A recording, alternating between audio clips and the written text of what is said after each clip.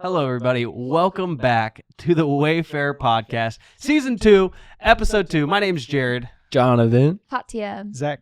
Riley. And Riley's here too. Awesome. Well, we're so good. You didn't forget me. So good to be back. We love you, Riley. We love you. My mic is bumping.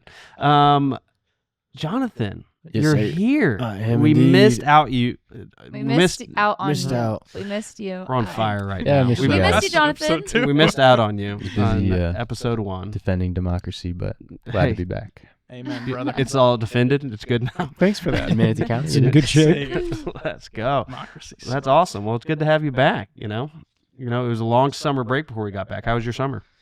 It was definitely a big transition. I moved to Braden, Kentucky, and took a job down there. I'm now a deadbeat government employee. Oh my. Serving the people. Wow. Yeah, it's been good. That Sounds awesome. I doubt you're giving us all the details. You know.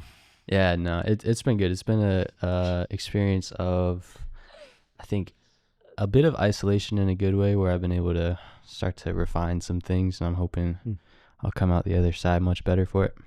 Come on. We love to hear that. How's everybody else doing? We're checking in. We just dropped episode 1 in the last couple of weeks, and what's up, Riley? You're giggling over here. Jonathan's headphones came unplugged, and it was just funny to watch it happen. live everybody. television. He's fresh, you know. He's getting back. He's into getting the back. swing of rested. things, He didn't have you the know? warm up like we had last time. Yeah. Yeah, and we're all warmed up now. We're Core real cable small. Oh, yeah. management. We're here. Cable management. One take, baby. Cable management was my nickname in high school. You were good at it? Anyway, Oh my gosh, Jared, tell them about your tendinitis. Oh, that happened. Oh. Yeah. yeah. I turned 29 and then I get tendinitis of the Achilles. So that's been real fun. That's really it. I guess we're doing medical updates nowadays on the Wayfarer podcast. There's no hippo. 29, here. tendinitis in the left leg, left shoulder a little sore. But I'm still here podcasting through injury, out here a good grinding. look. You know, I'm like an NFL athlete. Yeah. Mm. You know what's There he is, interesting? Tony.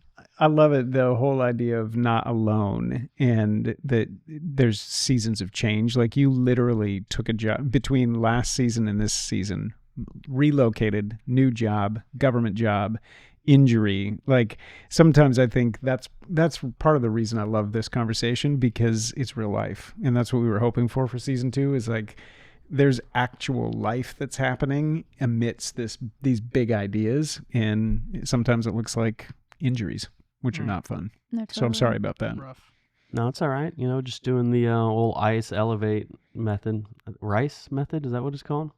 Not my lane. I don't know. Not my lane. Speaking of lanes, Riley, we went over a lot in episode 1, mainly kind of really charting the course for the Wayfarer podcast in season 2. Indeed.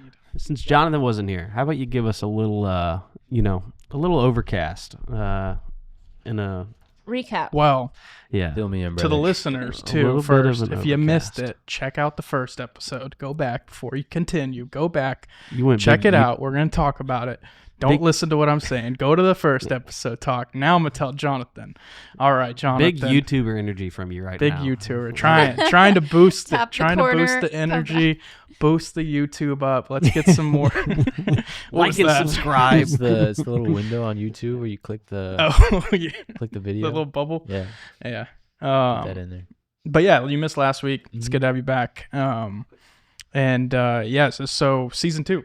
Obviously, we're in season 2 now, episode 2, and kind of season 2. We're talking about what Nothing, sorry.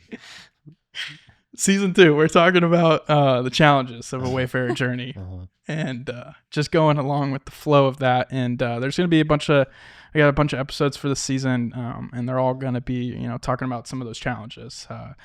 And one of those challenges is doubt. We're going to get into that tonight, talking about doubt and what that looks like for us, what that looks like in the Wayfarer journey, and kind of go more deeper into that. And so I'm really stoked to talk about that tonight. I feel like we've got some good stuff to talk about with doubt that, for me, just breaking it down with the team earlier, like that was some stuff that like I've never thought of doubt in some of these ways. And so really stoked to talk about doubt tonight, but also just some of the other topics like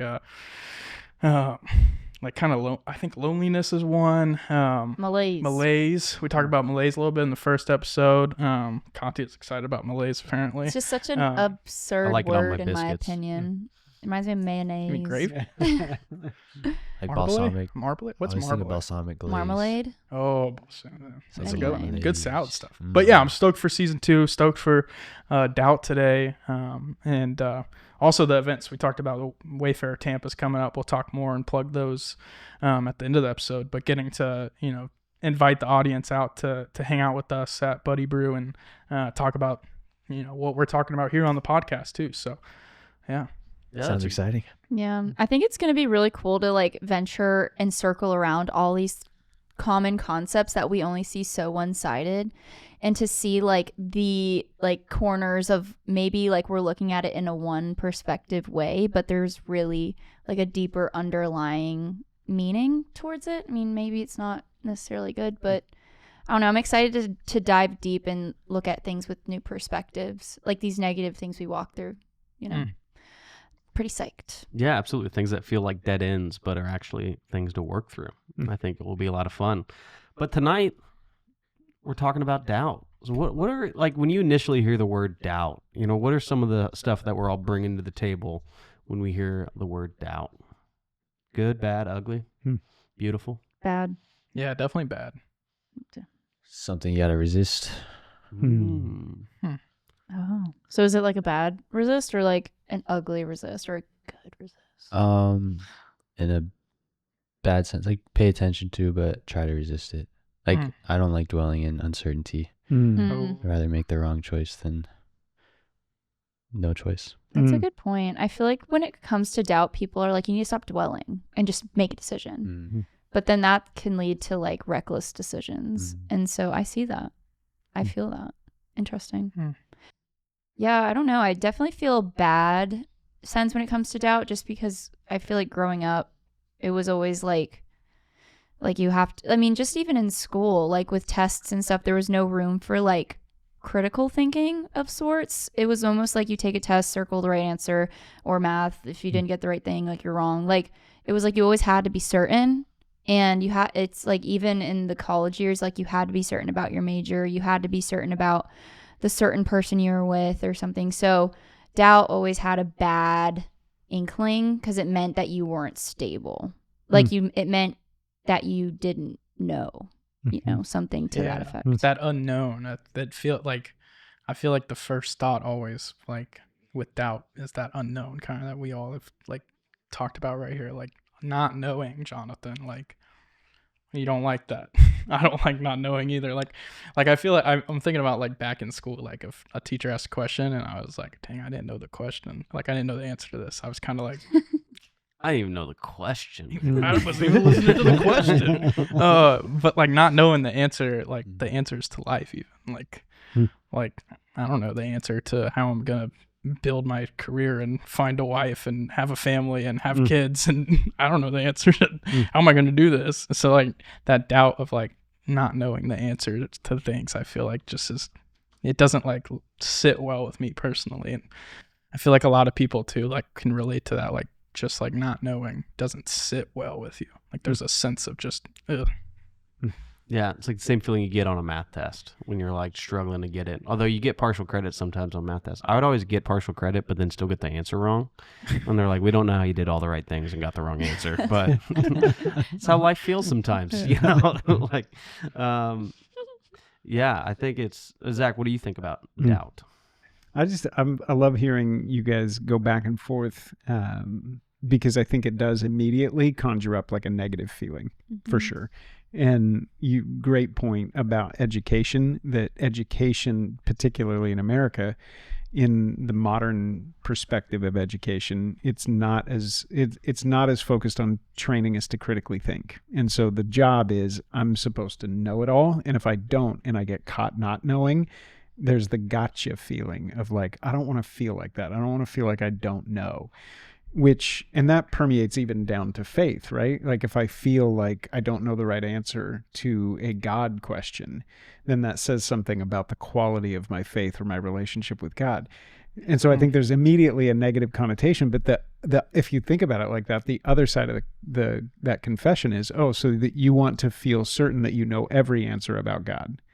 You want to have every answer and never be learning, never be growing, never have anything outside of your grasp or outside of your view, or confess that that's reality. So I think there's a healthy tension, because that first feeling is like, oh, doubt is bad. But then the longer we sit with it, we're like, are we sure? Because maybe there are some, I don't know. Have you ever had an experience where doubt has been good? That's a question I'm curious from you all. Like, has doubt ever served you? Yeah.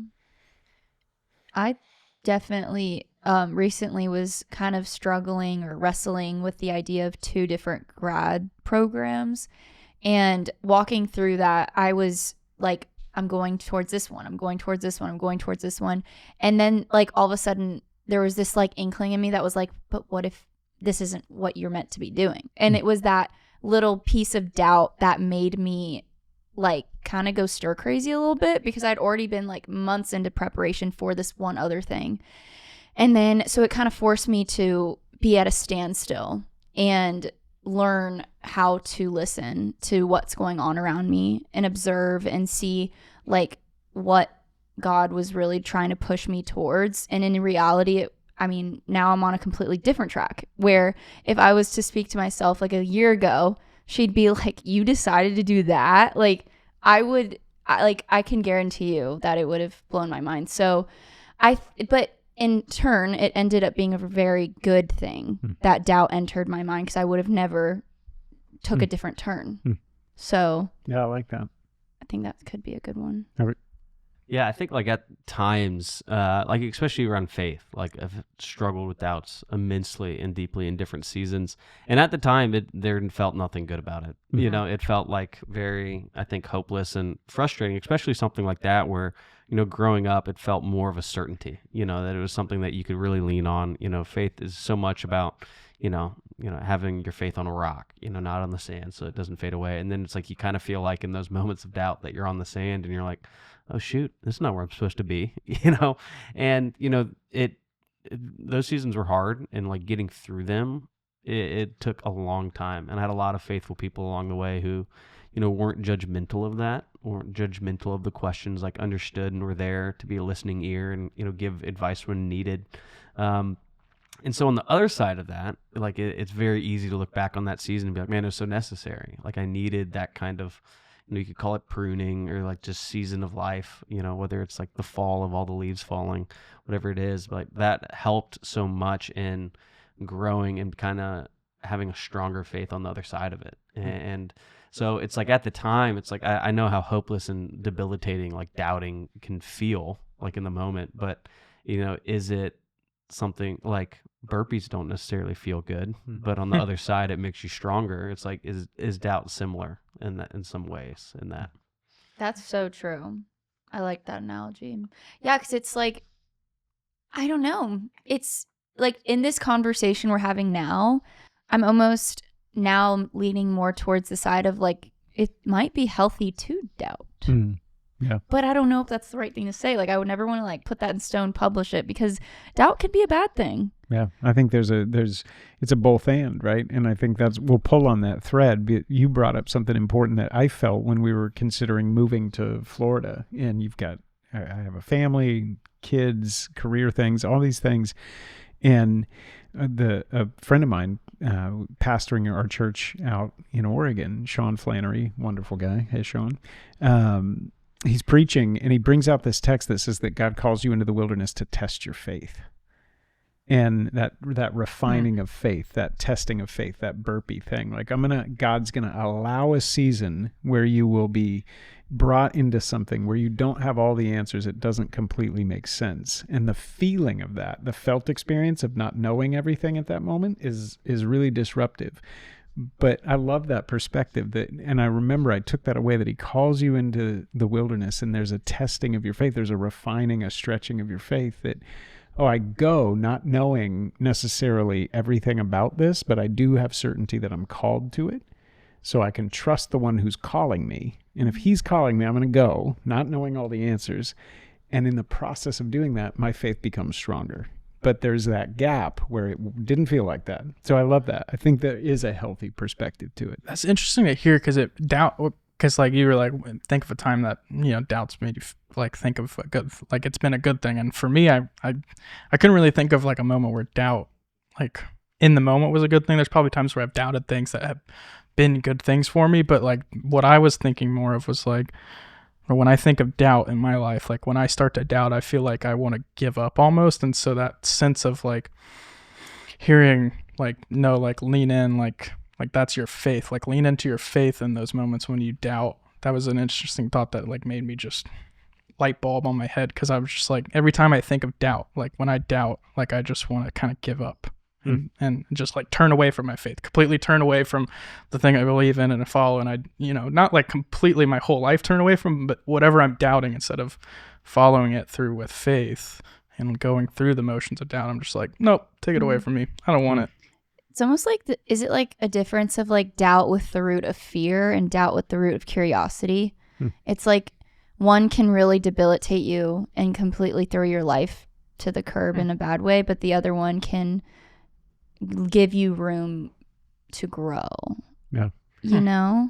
Listen to this from Thomas Merton. Thomas Merton says it this way. He says, faith means doubt.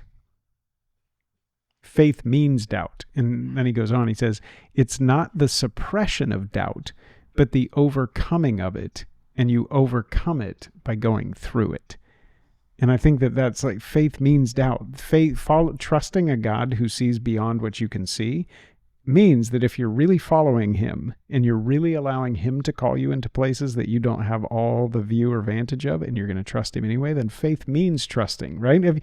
You've probably all had that, right? Where a friend, you're driving with someone and they're like, no, seriously, I know this route, turn left. And you're like, no, I promise you, I don't know. And the person with you is like, no, I know.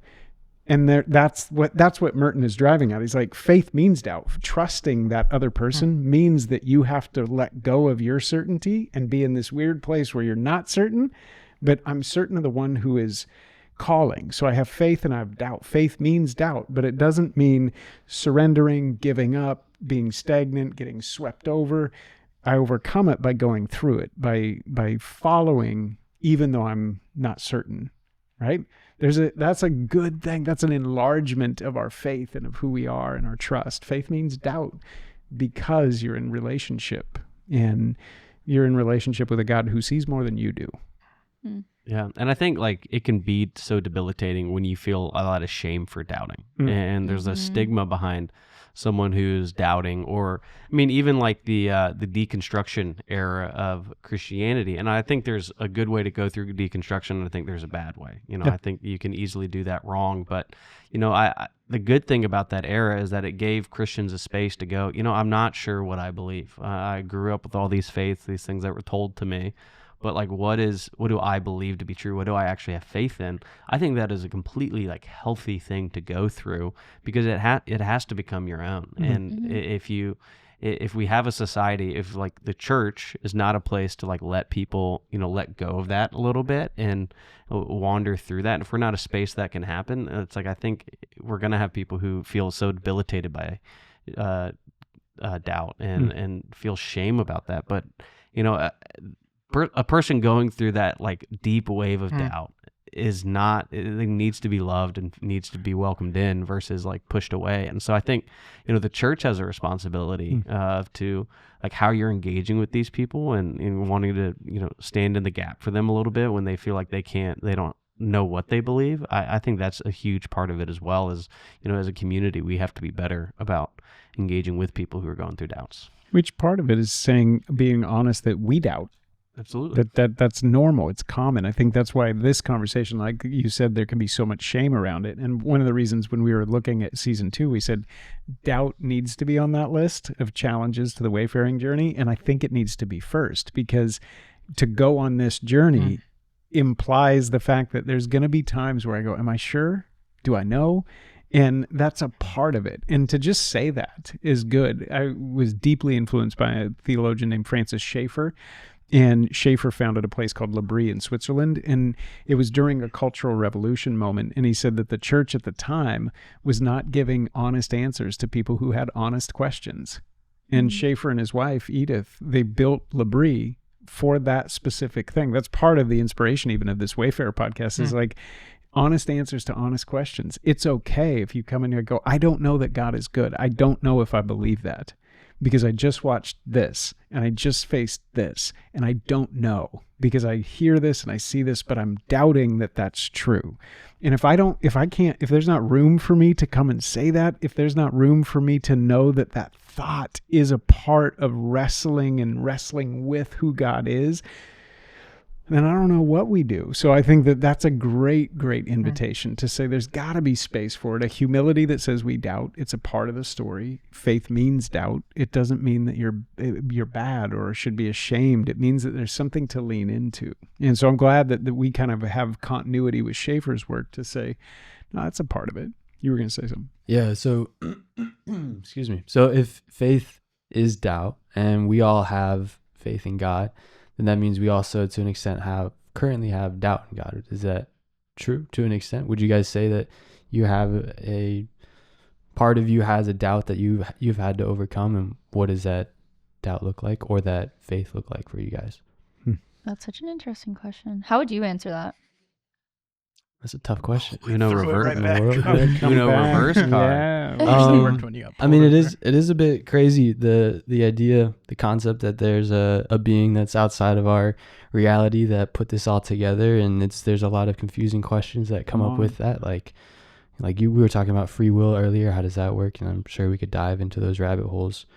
And there is definitely, because he has not physically revealed himself to me and said, hey, Jonathan, I'm God. Like, I have to have, there's doubt there in that sense that I've never seen him.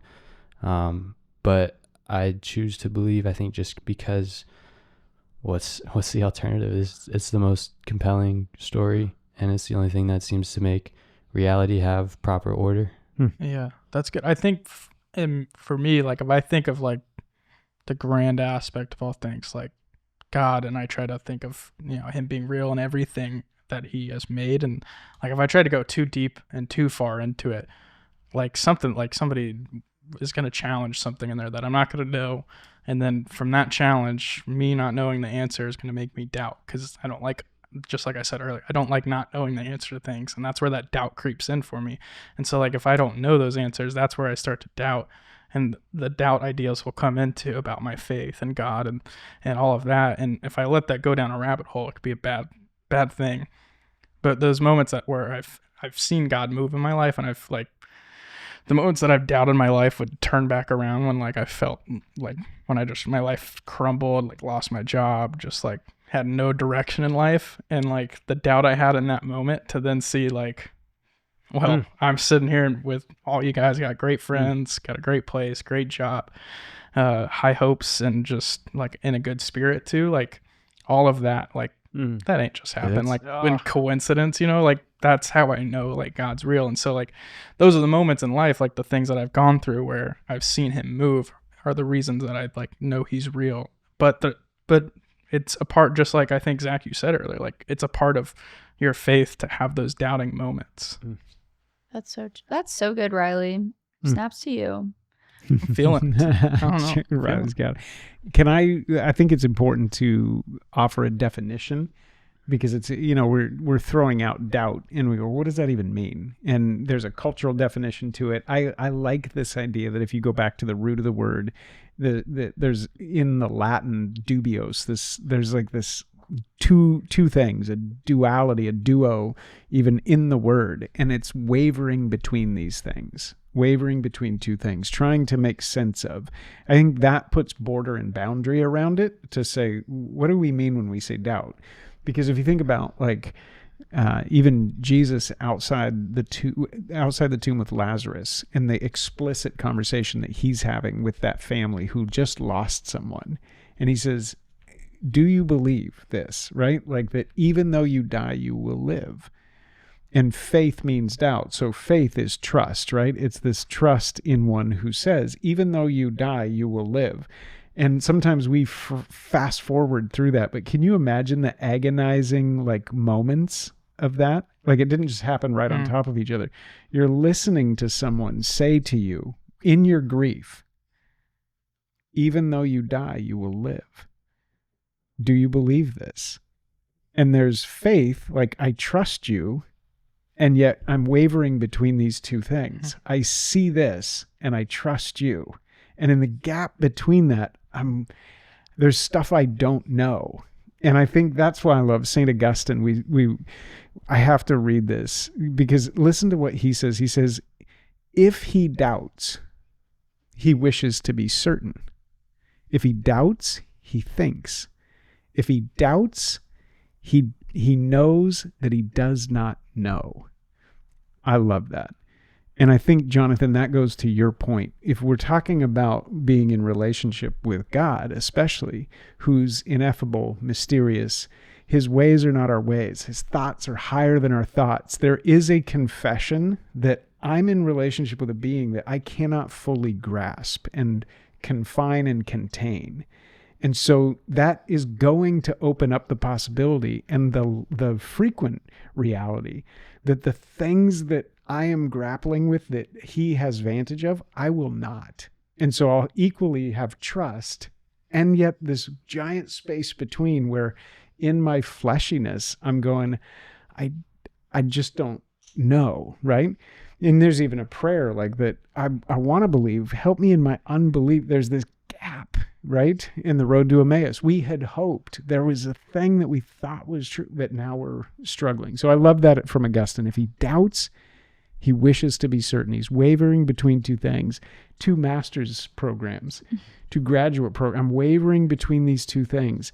Well, don't be ashamed of that, because Augustine would say, if she doubts, if Katya doubts, it's because she wishes to be certain. She wants to know which is the one she's being called to. And if she doubts, she thinks. You're contemplating it. You're wondering about it. You're wrestling with God about it. And if she knows that she does not know it all, which again pushes you to the point where I think the whole thing is to be in relationship where you go, God, I don't know. You are God and I am not. And so I have some doubts and questions, and I have faith and I have trust. And those things are going to exist together. There's a relationship in them. Yeah, and I think there's different, Beautiful. levels of doubts too. Like, is God real? Is like a level of doubt, but I mean, I feel like I constantly struggle. Is God good? Is he a God that is worthy of trust and praise? And there's 1,000 different circumstances in life where you kind of get called to the witness stand again to testify. Is he good? And sometimes it can be really brutal when you see things go a certain way, or they don't pan out exactly how you want them to, or you're hoping for a promotion at work and you hope you get it. It's funny, when this episode comes out, I'll know if I've gotten it or not, which is crazy. Yeah. That is crazy. Yeah. In that in between. And we live in that in between, that you as the viewer now know, maybe not. Check my LinkedIn. And it's What's your like, name? Sorry. we're doing a podcast right now. I'm just kidding. But it's like that in between, and that like hardship of it, whether you get it or not, is God good in that? And like having to constantly trying to retie yourself to that reality. But like also understand that, I mean, there's so many people in the Bible doubted as well. So it's like we try to think that life isn't going to be messy, that it isn't going to be a journey like we're going on. But it so often reminds us that it is, and that we don't have to feel a guilt that on any given Tuesday I can feel a level of doubt. Is God good? It's like, that's okay to go through, and it's okay to be like, yes, he is, and to proceed on through it. Yeah. I feel like it's all in like the mindset too. Like I've definitely looked back on seasons of doubt in my own life, and it's like in each like pattern of those seasons, it's like I walk with doubt, and I'm looking at everything and I'm like, oh, it's misery because I'm doubting and I don't know, and it's like darkness-ish.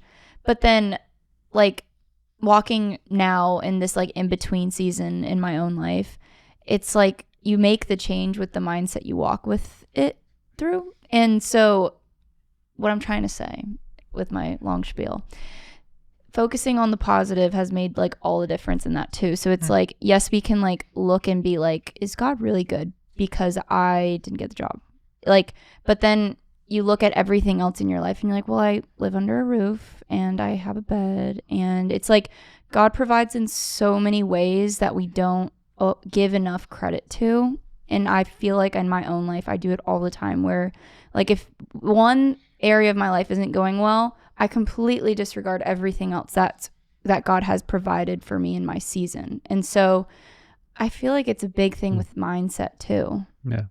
I love that. I mean, just the perfect analogy for us.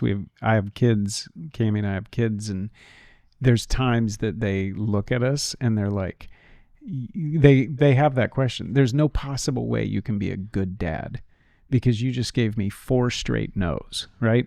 Can I jump off the roof?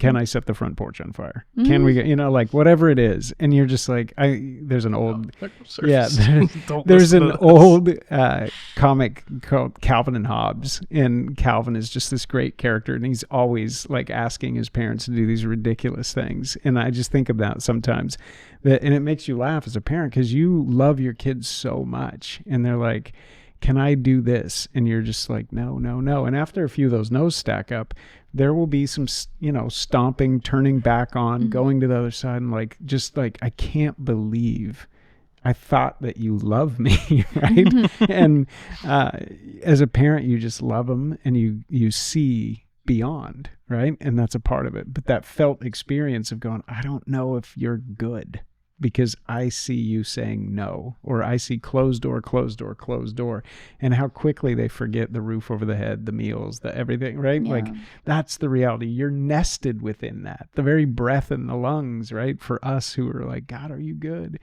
Lewis has that God in the dock. Like, is he on trial? Is there a conversation to be had with God about these things? It's such a good thing to wrestle through. I think that's why, again, it's a part of the journey.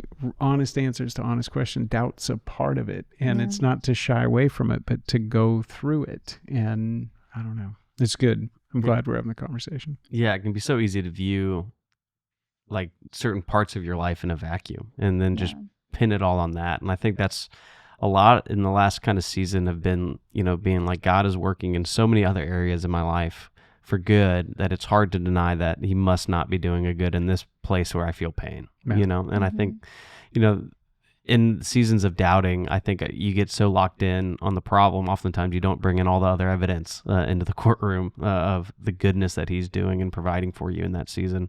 And I think that's, the easy thing to fall into is to be so focused on the doubts and the evidence against God that it can be harder to, continue to hold it all in tension of, it feels painful in this area, but it can be good in other areas too. And that can, maybe God is working in a way that I just cannot understand. Yeah.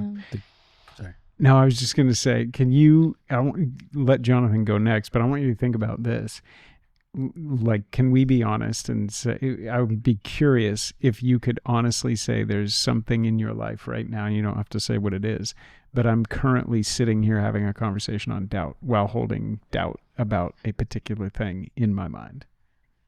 Yeah, no, completely. It's so hard. Yep. I mean, it's hard. 1, 2, yes. Yeah. Like, I think all of us are sitting here going like, yes. We'll come back to that. What were you going to say? I was going back to, is God good? I think is sort of a funny question because good is by definition like from God. Like he's the one that created good itself. So I think Job also asked that question and he heard from a storm that basically like he is God. So I think part of that comes with God never says that he's a fair God, but he says that he's just. So it's sort of like a fear and respect to say whatever God does is by definition good. I like that. Whether we like it or not. Yeah, I don't disagree. I think, how from our limited perspective, I think that's where you can spiral in that is God good kind of thing. Because it's like an 8-year-old who wants to eat cake all day. And it's like you would say no, but it's like in an 8-year-old's mind, they're like, let me eat candy, let me eat cake. Yeah, why wouldn't I? This is a good. And so obviously it's not a good. So I think that's where you're right. We're using the wrong metric to try to judge God. Well, I think that's when you look back to Augustine's words, when he says he knows that he does not know. That's that line. If he doubts, he wishes to be certain. But it lands with him saying, if he knows that he does not know. And there is a ledge there where you say, you are God and I am not, and I do not know. And that's where it's the go anyway, right? And this goes to Buechner's point and Tillich. This is like, you go anyway. Faith and doubt, it comes to a point where you choose to trust. And there's a choosing that says, I don't know it all, but I do know this. And so I will walk in the direction of my hope. I mean, we literally have that on the podcast, the header, that like that's the wayfaring journey, is to say, I don't know, but I'm in relationship with one who does. And so I'll have to exist in that tension, but I'm going to carry it. And I mean, 100% of us just said, we're literally holding something right now that's weighty that I don't know. I mean, we talk about medical, the Achilles. Is it the Achilles? Is that what you're... Tendonitis? Is that the Achilles?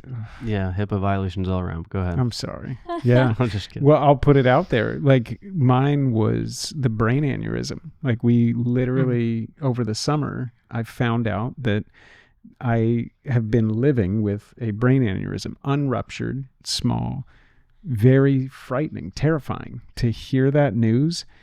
And I sit here tonight at this table wrestling with the reality, like, I thought I could determine a certain number of days or years, and like pretty much think statistically I can, and you go down those roads, and then you sit there you go, God, are you going to heal that? Is that going to fix? Is that going to get worse? I don't know. I don't know the answer to that question. Do I know that you're good? Do I know that you have me in your hands and my family? Yes. But do I doubt? Sure, right? There's a whole bunch of those things. And so I'm sitting here with that. What are you guys sitting here with? I think, I mean, I struggle with a lot of things. I think with the job, that definitely plays into a little bit of, God, are you going to bless this kind of path?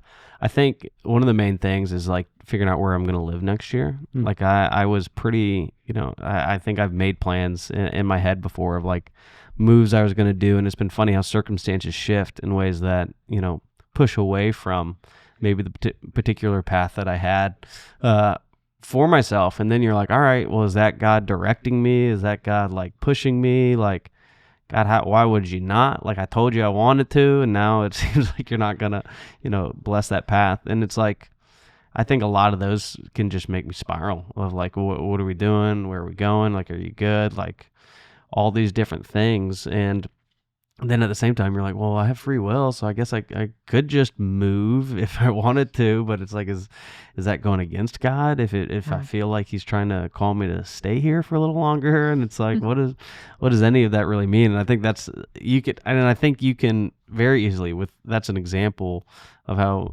probably other people, you get into this spiral of just thinking and thoughts and jumping around, trying to make it all make sense. And like ultimately, I think there's a lot of just doubting that can happen within that of like, is God good? Why would He not bless what I kind of asked Him for? Yeah.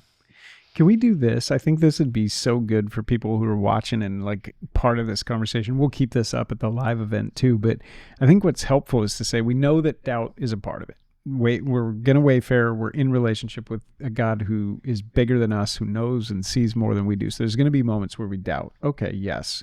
We know that Augustine says that, doubting is a part of the process, and it's what grows us and matures us. So we can live in tension with that. And we know that we don't know it all, but we do know some things. And I keep referring back to that. Like, part of it is we go anyway. Well, why do we go anyway? Because I trust that God is ahead of me. So once we start doing that, we can put some things in place that I think we can say are helpful, living a life where God is good, He is there, He is ahead of us, He sees more, and we doubt. And how do we go forward? And so I would say that's where we always come back to. The vision is Jesus, the one who's calling, right? Like, fix your eyes on Jesus, the author and perfecter of your faith. Like, there is one who you can trust, who sees the vantage that you don't see. So we can say that, like, the vision is Jesus. There is one who is ultimate good. Can I trust this or that or the other thing? Those things are shifting in sand. But the rock part isn't to have all the answers, but it is to say that I'm going to put my trust with you, even though I don't see it all. So that's one thing, is I make my vision Jesus. There is a fixed point. I think that once you do that, Jared, you kind of mentioned it, but prayer becomes a part of my way. that there's got to be a dialogue. It's an ongoing dialogue then. If we're talking about a relationship with a God who sees, well, the next thing is, as I'm sitting in Seattle right now listening to this going, I don't know, I too have doubts. Well, what do you guys do? I would say, well, I trust that there's one who sees more than I see and that he's good. That's number one. Two, I pray. I'm in dialogue. What would you add to that list for you that keeps you buoyed and keeps you moving forward through the doubt? Action. Ooh, what did you say? Go. Ask people, wise people. Oh, Consult them. Say more. Counsel. People Say like- more about that. People like Zach, people that you know walk closely with God, people like Jared, Wayfarer cast. that have lived longer, or not. So I know people that are much wiser than me that are much younger than me too. So there's like a wisdom. People that you know are wise. They will save you a lot of trouble, because I've tried figuring things out on my own. It never works. Yeah. I'm putting it down. Fix your eyes, right? Prayer, counsel, that confession at the end of Augustine that he knows that he does not know. Mm-hmm. Come on. That's such good humility to be like, here's the one thing I know is that I don't know it all. So I'm going to pray. I'm going to look and fix my eyes on the one who created me and knows me. And I'm going to turn to my friend who I trust and say, what do you see? You have a vantage that I don't have. You have a perspective that I don't have. Can I ask a follow-up to that? Like, how do you determine those people? You said people farther down the road, but also they could be younger. Like, how do you all choose the people who you're like, yeah, I want you to be a voice in my life? It's good. I think it was you who actually helped us with this some time back in the last season, kind of the circle idea. Like, you have a close circle of friends that you only let a certain amount of people in this area, and then there's another circle where you let a different level of people. And maybe I'm getting too far ahead of myself, but like, I think some people may not think of too many people that they let in their circle. Some may think of a ton. And I think for me, it's easy to let a lot of people in. And so I kind of have to guard who I let in on those deepest moments and those really deep things. Because if I let everybody in, then everybody knows everything. And it just turns to be a very mess. And people have a lot of different thoughts. And then I'm just doubting everybody's thoughts. And so it takes time to build those relationships. It's relationships that really help me kind of determine who's in that deep level of trust, and people that I'll seek counsel from. And it takes time. It doesn't, I think, I can't think of the shortest time that it took to build for a relationship to let somebody in on those things that I seek counsel on. But like, it takes time. It's a relationship oriented thing, I think. I don't think you're going to find somebody and be like, you're going to be the person that I trust right away. Like, even if it is a wise person that they're wise on, the first time you meet them, it takes time to trust that person, and it takes a relationship. It's got to be both ways too. You have to feel that they are connecting and care about you. Like, you're not going to just tell them if you don't think they care about you.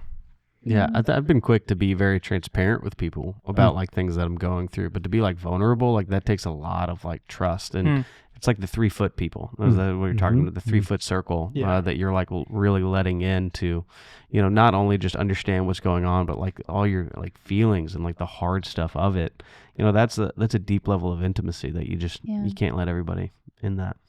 When I think the definition of love is what's helpful for me there, I would say to everybody, and to hold you all to this too, is that the people who I let in and I invite into that space, the number one prerequisite for that person is that they love me. And if love seeks the other person's highest good, then I know that the person that I'm going to give my ear to seeks my highest good. They don't want to make me in their own image, instrumentalize me, position or jockey for something. Like, they literally will listen and go, what is their highest good? Because I know in our conversations, like you talking about moving to another city, as a friend, I'm like, no, don't move.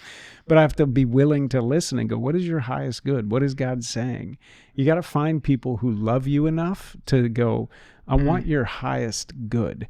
And I'm going to pray and listen from that. And it may mean that it costs me to see your highest good. So it's good. Prayer, counsel. What else would you put on that list? Like the things that help you as you navigate the landscape that has doubt. I'd say patience. Second time I coffee seem is to- good. You said patience, so I'm going here. You have to wait. How about that? Oh my gosh. I was just gonna say listening. Just listening. Mhm. And I suppose that kind of goes with counsel. I guess that's the second step. Listening to who? Or The what? counsel, but also I think God has a funny way of throwing people into your life that you wouldn't expect. I mean, in my own life, the most random encounters, I've taken away the most deepest of lessons in exam tutoring lessons, like the most random things. One time I was sitting with at the coffee shop and I was just having a normal conversation, and then this person was like, well, all the answers you have are deep within you. And I was like, whoop. It's like they sometimes people just say things that you're just like, where did you, how? So I think that listening to both your counsel, but then also just putting an ear out for what's going on around you, because I think, like I said, God drops lots of tokens in the most random of circumstances. Yeah, going off that, he did that to me the other day. I was driving and I had my kava bowl in my passenger seat, and an Uber driver slammed on his brakes, and I had to slam on my brakes, and my kava bowl just fell completely on the ground. And I was just I was already going through just the frustration of life and doubting is God gonna provide and be good for me? And I go, thanks God, here it is, my kava bowl's all on the ground. And I took a picture of it because of course wanted to post it, and and then I go to pick it up, and most of it's on the lid, and I said to myself, it's not as bad as it seems.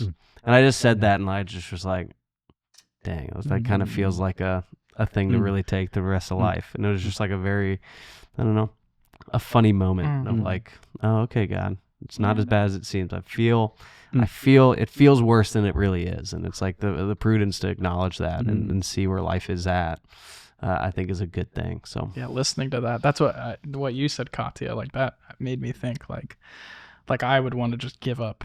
I see that and I'm just I don't care anymore. I'm done. I throw it out the car. I'm not even eating it anymore. And then it's no, actually, most of it's on the lid. I need to listen that, I'm getting knocked down, but he's it's not that bad after all, man. You pick it up and you got most of it still there. I hate the stuff that fell off the lid too, to be honest. So I think that I'm glad you put listening on the list like that, because you can, when we're doubting, we can be I'm going to figure this out and I'm going to have the answer. But what you just described is, I'm going to open myself up and I'm going to look over there and I could immediately be directive and fill in what just happened. Or I can be open and receptive and listen and go, how is that trying to enlarge? What's the message that's coming through, right? To enlarge. And if I take that listening posture, that's a different posture. We're going to run out of time, but you said patience. Yeah. I might change it to endurance, which they play together, where it's not going to, oftentimes in my experience with doubt is that it's not an overnight fix. There's not an answer that is going to solve it. And so it takes a lot of processing and thinking over, mine was, it felt like over a year at one point, where I was just constantly asking questions and not knowing a lot just about God. And even in the current circumstances where I'm not questioning God, but questioning his goodness in different seasons, it's the endurance to not give up or do something drastic because you feel a certain way. And I'm a very emotional guy and will go highs and lows very quickly. So the notion to try to stay even keel and, not make a decision on any one day, but be wise and sober minded when you're making those decisions. If you caught me in the 3 seconds where my kava bowl hit the ground, I could probably make all the worst decisions in the world, because I was 2 steps away from Five Guys. I was I tried to go to kava. It's large Cajun fry. Here I come. So I think the patience to get through that and the endurance it takes to do that is a key point of it too. I love it. Can you imagine this? I just feel great that we get to have space like this. And I'm glad we landed there, because I don't want this to just be a circular conversation where we're okay, yeah, we all doubt, we're stuck. It's yeah, we doubt. That's part of it. Faith means doubt. We know that we don't know. So what do we do? And the wayfaring journey, the whole thing was the one who you're searching for is the one who's been searching for you. Jesus is the one who made the invitation, said, come follow me.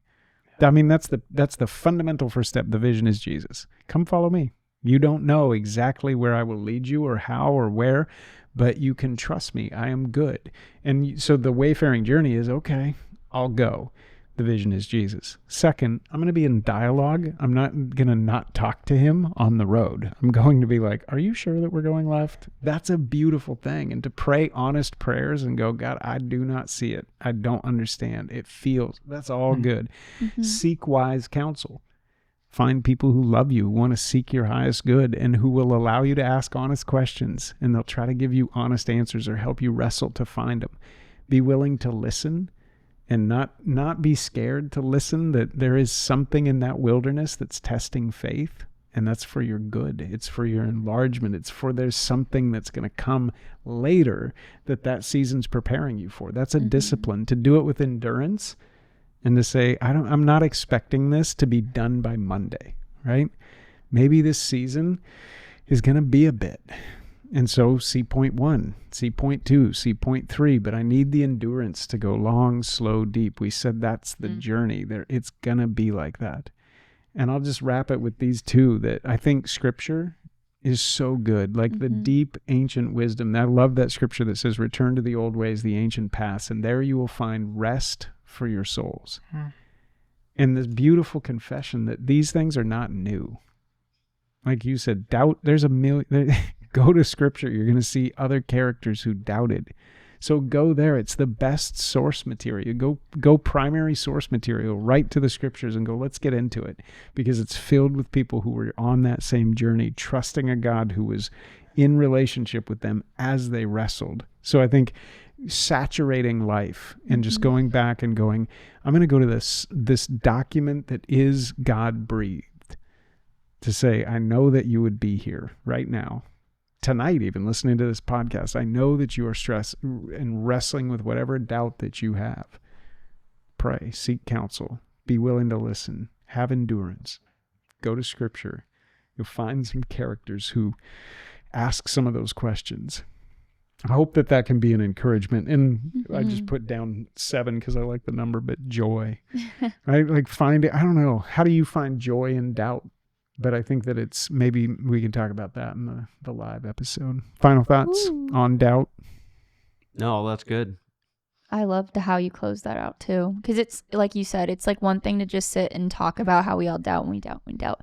But then to provide a way to walk through that is very helpful. So I really liked that. Yeah, and I think, like, for me, it's like, I want to keep talking about this. Like I feel like I could talk about this for another hour at least, and totally. Just keep talk about like what I'm doubting and what what I need to do to get through that doubt and not turn it away, and that's why I think the opportunity that we have at Buddy Brew with each other, like with people, getting to sit down and talk, like I can't wait to talk about it with people and be able to bring my friends too. Like I keep thinking of that, like that's been on my mind since we last recorded, just like the opportunity to bring a friend who might be doubting right now and to be able to open up and be vulnerable in a setting like that with them, just like the impact that may make on their life. So I can't wait for that, for the Buddy Brew. It's at Buddy Brew, Wayfarer, Tampa. We're going to be there talking about doubt, and it's going to be a good time.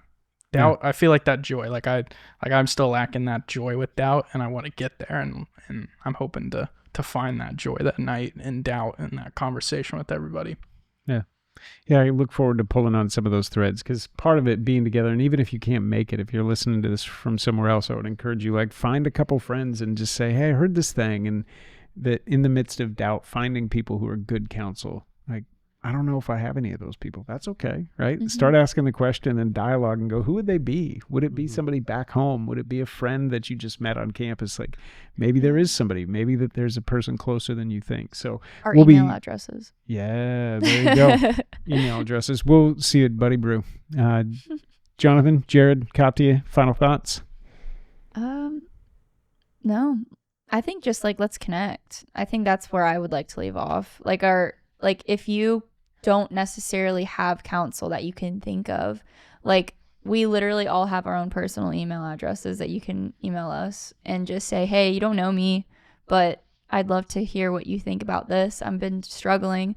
And honestly, sometimes going to someone who has no bias in your life at all is like kind of fun because it's like they are just giving you the honest, good truth if they're good people. I'm a little busy right now, so email this. I'm just kidding. Reach out Not in a if good you need. Instagram, Yeah. even. If Yeah, you I was gonna wanted to say DM. us, I'll comment. check my email too, but like it may feel a little odd emailing me if that feels weird. DM me, like I'll answer on there. If email feels weird, but Dude, Keep it the business amount of cash. times I email like influencers I love, they never No. answer. But I do it. Like I Mm. fully do it. So if you don't feel comfortable, these ones will answer. email me. I love it. Whatever your comfort level is, if you want to write letters, you can send them my way. I'll pin a letter. We'll just go all technology. Pin a letter. That's There you the that's the end of season 2, episode 2. Write us a letter, carrier pigeon, whatever it takes. We'll respond. Thanks so much for tuning in. Look forward to seeing y'all on the 13th. And Never alone. Walk on. Walk on. Their mugs. Oh, Mugs. Jonathan didn't do something.